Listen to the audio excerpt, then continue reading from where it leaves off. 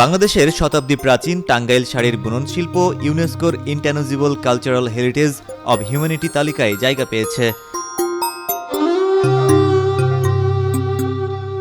10 December মঙ্গলবার ভারতের নয়াদিল্লির ঐতিহাসিক লালকেল্লায় অনুষ্ঠিত ইউনেস্কোর ইন্টারগভর্নমেন্টাল কমিটির 20তম অধিবেশনে এ ঘোষণা দেওয়া হয়।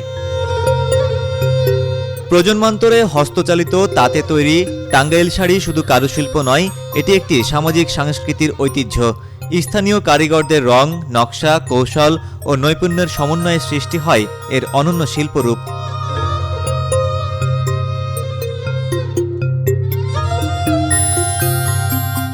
গত বছর টাঙ্গাইল শাড়ি ভৌগোলিক নির্দেশক বা জিআই পণ্য হিসেবে স্বীকৃতি পাওয়ার পর এবার মিলল আন্তর্জাতিক মর্যাদা।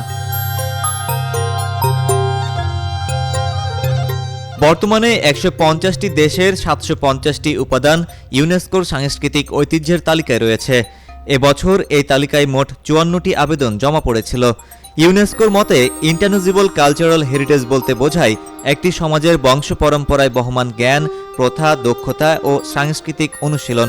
2003 সালে কনভেনশন গঠনের পর ভৌগোলিক নির্দেশক বা জিআই পণ্য হিসেবে স্বীকৃতি দেওয়া শুরু হয়। বাংলাদেশ এ কনভেনশনে যোগ দেয় 2009 সালে। টাঙ্গাইল শাড়ির তালিকাভুক্তির মাধ্যমে দেশের ঐতিহ্য সংরক্ষণ, কারিগরদের মর্যাদা বৃদ্ধি এবং আন্তর্জাতিক পরিচিতির নতুন সম্ভাবনা তৈরি হল। Desk report, citizen journal 24।